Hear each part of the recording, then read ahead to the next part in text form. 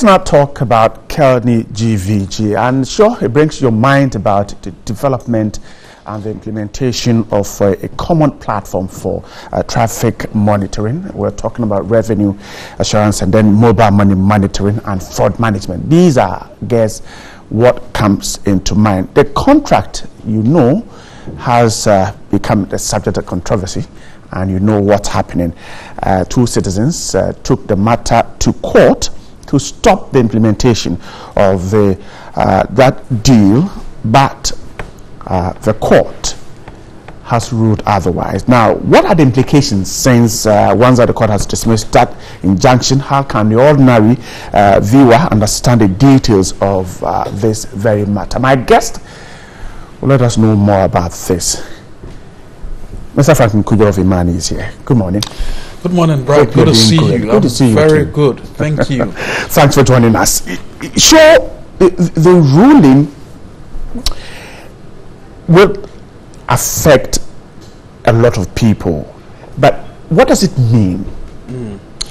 Well, first of all, let's not forget that the substantive matter would be heard. Right. We certainly at Imani believe that the judge erred gravely because he had not taken into consideration the exhibits that the lawyers put out from the telecoms chamber. He relied on some representation from the telcos individually, but the telecoms chamber speaks for the chamber, so what speaks for the telcos.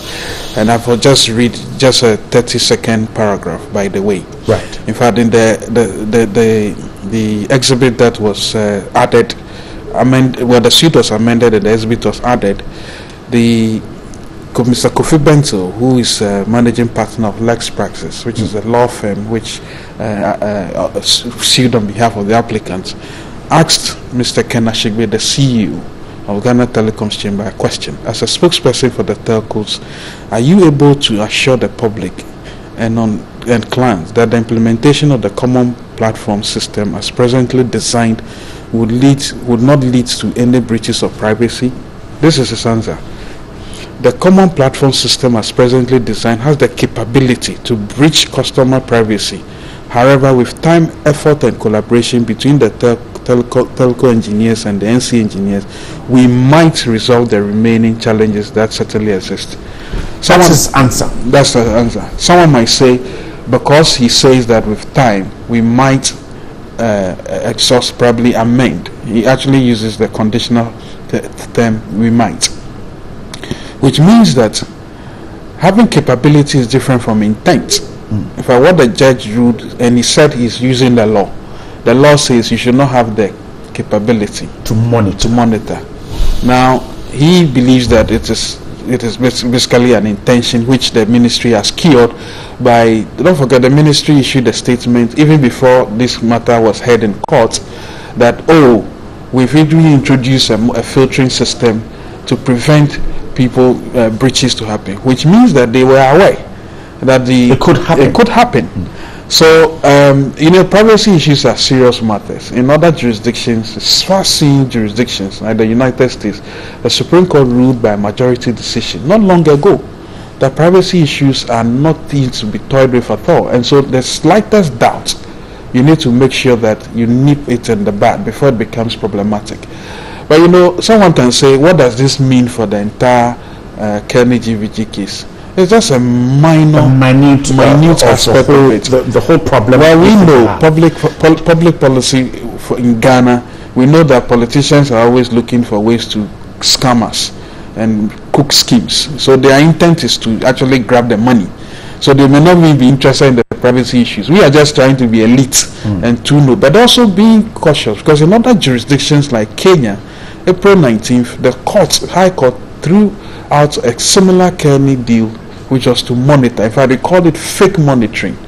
So that's why I said the judge erred, and judges are supposed to rule and they are supposed to be bold and look at what happens elsewhere. If you don't understand the technical issues, you ask for assistance, and then you are told. But looking at just the law, because the law says it should have the capability, and he was thinking about the intentions. But we feel that capability is a very important matter, which is why the ministry when the matter went to court, issued a press statement and said, okay, we've even introduced a filter. Anybody who is minded about privacy issues should have been worried immediately. The ministry said, oh, okay, we hear your concerns, but if we introduce a filter, which is the problem is there. The problem is there. It could be. In fact, the Vodafone CEO, when she was speaking to, I think, your sister network, she said, well, she's not fully sure. And the telecoms chamber is saying that, look, a letter dated June 28th, that's an exhibit, said, look, we are not fully sure that this is likely to happen. So these are serious matters. So our battle now will be to actually go and sue the telcos as well. Because truth be told, Bright, I have a contract with the telecoms. You have a contract with the telcos. We don't have a contract with faceless Kelni GVG. In fact, I've seen statements written by the minister suggesting that I'm insane and that I'm looking at the evidence. The funny thing is that... So, can I land on this one? But then she goes on to say that in a democracy we tolerate all sorts. What is funny is that these two characters, the minister and the deputy, who had worked with telcos before, couldn't prove that the telcos were stealing while they were working there. And I don't want to go personal, but they should tell us the circumstances under which they left their various jobs, because we know that as well. But it is funny that these two characters who have gone to cook such a deal, and which they would never have seen, cabinet ministers never saw the deal until a good Samaritan raised it and brought it to us, never had the faith in Ghanaians and the respect for the same democracy to produce the contract documents. And when they were asked in court, they said they'll spend 6 months locating the documents. Characters like this are not fit for the kinds of democracy we actually are dealing with. So they should be the last of persons to call people insane. I'll come back to you for us to take a look at, because if you take a look at what the court said, there are several issues. They claim, for instance, that the law will not allow government to monitor revenue from the telco. But let me do something quickly. We have Mr. Kelni, former member of parliament for Asqua. We're told of the passing on of for a former senior minister, Mr. J.H. Mensah. Mr. Kelni, good morning. Good morning. Grateful for your time with us. Can you confirm the news that we have just heard about the passing on of the former senior minister? Indeed, today is a very, very sad day. A great man, a truly great patriot of this country has passed on. And that is Honorable J.H. Mensah. A great human being, an honest human being, a great politician has passed on. What can you tell us about him at the moment, the family, the party? Official announcements be made? I'm not privy to that yet. I was called earlier this morning by a very close relative. And I haven't talked to any except one of the stepdaughters. But it's too early in the day to be able to talk about that. We were told it happened at the 37th Military Hospital. Yes, he's been there for a while. But I think 2 or 3 days ago when we checked, the doctors were saying he was okay, and I don't know, he was okay about 2 or 3 days ago when we checked, yeah. But unfortunately he's passed on. Right, Mr. Kelni, we're grateful for your time with us here, former member of parliament for Asqua there, confirming the news of the passing on of the former senior minister, Mr. J.H. Mensah. Franklin, that's some bad news. Well, certainly bad news. If we had the ability to know what our lives would look like, we would all be measured. But he certainly had lived a life worthy of emulation. At 90, certainly he's done his due for the state. I mean, in the course of time, we'll have time to discuss his contributions to the country. Right. There was a towering figure. Exactly. We'll get more of that later on. But let's come back to our conversation on Kelni GVG. So you have raised this earlier that the court was talking about peddling evidence-less fear. Yeah, because the judge did not advert his mind to exactly what it means. I mean, judges are not supposed to, as it were, the claim is that they are not supposed to be listening to conversations that happen in public. But if we were minded and he listened carefully, I'm sure he would have been more educated to ask simple questions. Can I get technical representation and understanding of the issue? That's what people who do not understand issues actually ask for, because it's a technical matter. This is not a matter like Lawyer Sosu's matter, where he was gravely disenfranchised. Well, of course, he was his rights were infringed upon. And by the way, was that the Supreme Court, the current Chief Justice, who sat on his case? No, it can't be. It was long before I think the current Chief Justice came in. Yeah, but she was the one who sat on the case. Yes, she was. Speaks volumes. But anyway, let's leave it at that. I still maintain, look, everything happening around us in the world today borders strangely on privacy and a whole lot. Facebook has just been fined in the Cambridge Analytica case.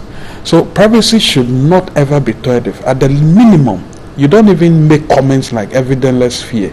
You actually ask for technical understanding of what architecture these people have installed. That is what I expected to have been done. And our lawyers are going to ask for those anyway and possibly get experts, because the substantive case will be heard. Is this a terrible judgment? It is a poor ruling.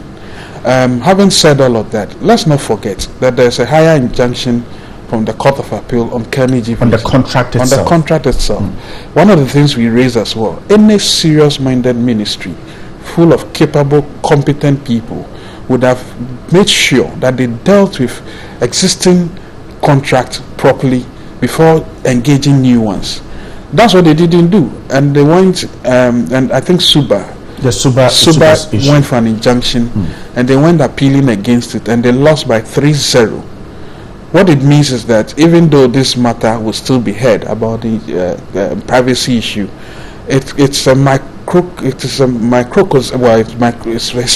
aspect of the bigger deal. For the public financial management aspects of the deal that is also going to court. Our intention is to keep dragging this matter and make sure that even when the courts would behave the way the current injunction has come, we'll keep on filing multiple suits and make sure that this deal doesn't go through. And if it goes through, it will come with a lot of damages to itself, apart from the credibility. And is there hope that this can be done? Well, it's being done. The pressure can be sustained. The pressure will be sustained. There are the public financial management aspect. Don't forget, the NCA by law is not supposed to be paying for services that the ministry enters into. The PPA director, Mr. Jenim Boatin, I think, was on air with me on PM Express, and I asked him categorically, did the tender documents come to you? He said no. Those documents, he didn't see them. He only came and approved. The Central Tender Committee, when we wrote to them and asked them why are the tender documents, said we should ask PPA.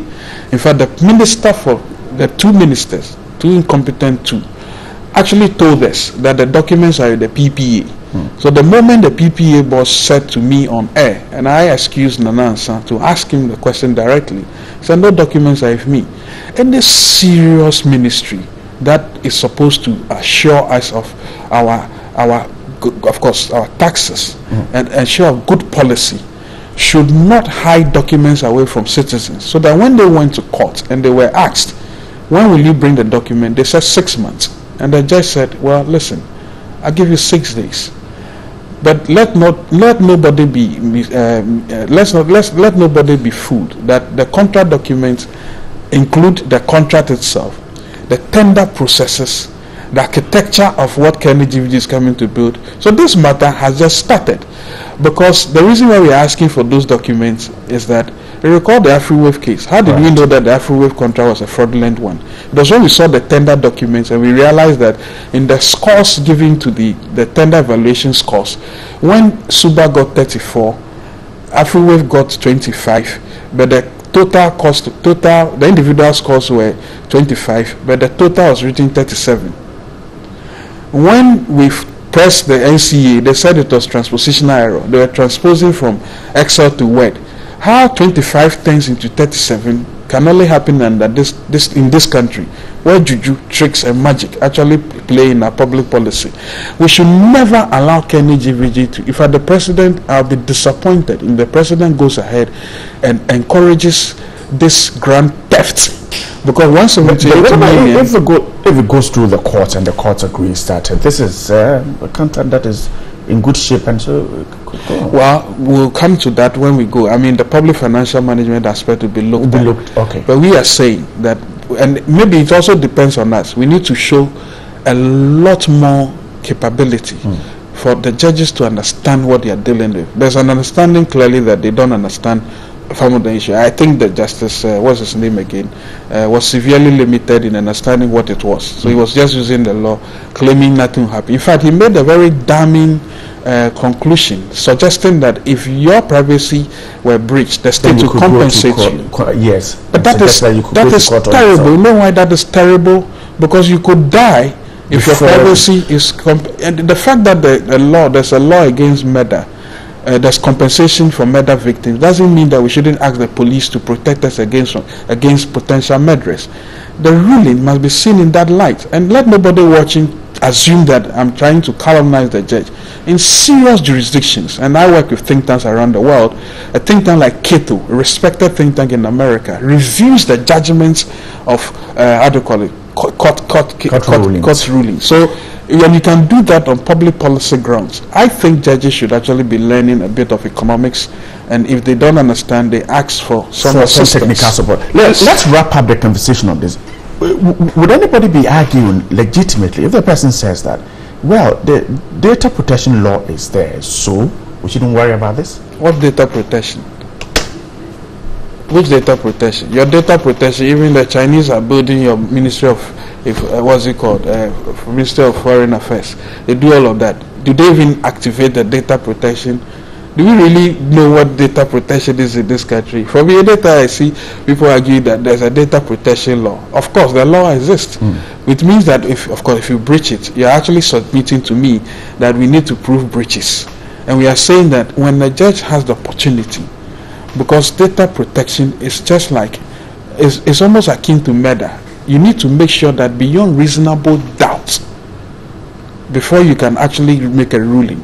I submit that this was a terrible ruling, and even though the minister and the two incompetent lots are basking in glory, they should know that this is just the beginning of this case. We'll make sure we fight and make sure we save money for this country. Tomorrow, the finance minister has asked us to come and talk to him about revenue increases. We'll tell him, you raise the issue. We'll tell him, cancel Kelni GVG. You say $178 million, and you can buy ambulances, probably pay a bit more for free SHS.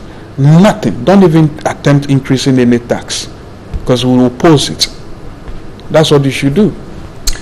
Franklin, I'm grateful for your time with us. It's a pleasure. And wish all those in this the very best. And we'll be bringing you more on this Kelni GVG thing. Don't forget that the ruling, according to Imani, is just the beginning of a whole fight. And so those of you who do not really get the meaning of the ruling, that's it. It does not mean that the whole case is being dropped. We're grateful once again for it. Pleasure to be here. Right, now let's get back to veteran politician and elder statesman, Mr. Joseph Henry Mensah, who is reported to have died at age 89. The Gold Coaster, born on October 31, 1928, and a founding member of the NPP, reportedly died at the 37 Military Hospital, where he had been on admission for some time. Now, Mr. Mensah served in various ministerial positions under the different governments as a leading economist. He was the brother of Mrs. Theresa Kufuor, wife of former President John H. Kufuor, under whose government he served as a senior minister. Mr. J.H. Mensah attended the University of Gold Coast, now University of Ghana, between 48 and 54. He then headed to University of London, then Stanford University, where he earned both a bachelor's and master's degree with specialization in economic theory and development. Mensah, he passed on at 89 at the 37 Military Hospital. We're grateful for your time. Thanks so much for joining us. My name is Bright Anav. I was here with Dr. Nana Martin. We're back tomorrow to wrap up the week. Have a good morning and be productive.